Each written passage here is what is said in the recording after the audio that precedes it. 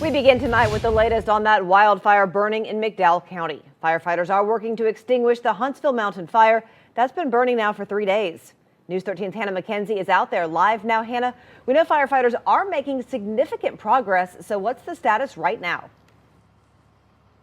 Holly, the good news is this wildfire is now 70% contained. That's the latest from the North Carolina Forest Service. Now, there is still, though, a very strong smell of smoke in the air tonight.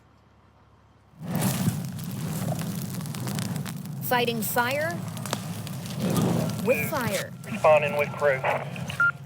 Crews working to extinguish the Huntsville Mountain wildfire using a controlled burn to exhaust fuel sources like leaves and brush. So although it may look terrifying, from residents' standpoint, from where you guys are standing, this is good news. Yeah, that's great news. Jeremy Waldrop with the North Carolina Forest Service telling us 50 firefighters from 6 different agencies are battling the flames. Initially, when there were 10 structures that you guys were worried about, what's the status there? Oh, they're good. There's no damage to those at all. And when we talk about structures, are we talking about abandoned barns, or is this people's homes and businesses? It could be homes or outbuildings or barns or anything such as that.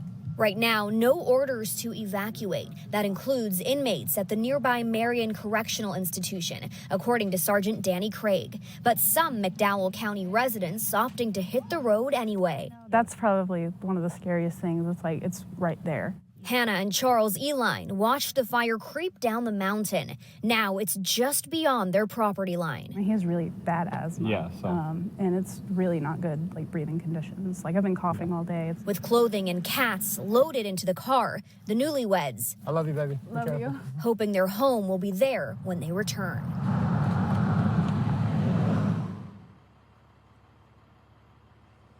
Now, as you can see behind me, crews are still out here monitoring the situation, and I'm told they will be out here for the remainder of the evening. The North Carolina Forest Service estimating 350 to 375 acres have been burned. The nurse who we spoke with used to work here at the Asheville VA. She says she treated so many people who denied the pandemic that she couldn't take it anymore. As a nurse, 1 week ago, critical care float nurse Liza Hinton had her last shift at the Asheville VA. right now I'm just kind of taking a deep breath. Liza is a part of the estimated 1 in 5 healthcare workers who have left their jobs since the start of the pandemic. When passion I really love bedside work. turned into pressure. 1 or 2 that I know of have just left without a job backup. They're so burned out. According to numbers cited in a Becker's Hospital Review article, the U.S. healthcare industry has lost nearly 500,000 workers since February of 2020. Sleep disorders, difficulty with sleep, compassion fatigue, increased anxiety. All of those things have been well documented. Dr. Laura Tugman, chief of mental health service for the VA, says they have implemented weekly town halls and other types of check-ins. We have implemented programming, daily having our mental health, some of our mental health staff walk around on our inpatient units just to check on staff. Liza says the pandemic came with many challenges, but the biggest was the aggression from patients who continued to deny the pandemic. For a lot of us, it just became so exhausting every day, every shift. Even now, it's almost 2 years later. And if you ask someone to put a mask on before coming into the hospital, why are we having this conversation? Liza just started a new job as a medical science liaison, still using her skills, but for now taking a step back from direct patient care. She says it was a hard decision. So that guilt of I'm leaving a bigger workload on my coworkers that I care about, and I care about their quality of life at work. To help prevent burnout, Liza says it's simple. Just be kind to healthcare workers. Many local businesses bank on colder weather to boost their revenue. News 13's Rex Hodge checked with them to see how they're dealing with this warm weather. Mountain businesses say the unusual warmth here in early December can have pros and cons. Amber Keeney says warmer weather can perk up sales at her Maggie Valley Sippers in the Valley coffee shop with more foot traffic. This is a win for me, the way we love window shoppers.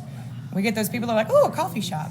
Yeah. She says beverage diversity helps with temperature fluctuations. We've already had a couple of iced coffees today. We've already had a couple of iced teas today. So. With the warmth, phone calls have slowed a bit at the McElroy Oil Company. But we're still busy. We've got enough orders already in that, people have ordered that we're still busy. We're running 3 trucks all the time. Skis and Tees, stocked with winter weather gear, says up and down temperatures this time of year are not uncommon. The manager says the store will ride through the bumps. Yeah, a little slower this week, but still people are coming up, showing college kids. And I feel like coming to the weekend, there'll still be people who are going to drive from out of town to ski no matter what. They are skiing no matter what at nearby Cataloochee. It's warming up quickly, unfortunately, and it's getting soft, but it's still a lot of fun. It's nice. They do a good job of grooming here. With all this unusual warmth, what's the impact on the business here? Well, the business is still good. There's lots of pros on the side of not having to be dressed as heavily for the winter. I think the cons right now are wanting to expand out to more terrain, not being able to make snow. General Manager Chris Bates says even with warmer temperatures, a 2.5-foot snow base will last a while. He says despite weather ups and downs, business remains steady. It looks like great skiing out there. All the businesses I talk to say just wait a little bit, it will get colder.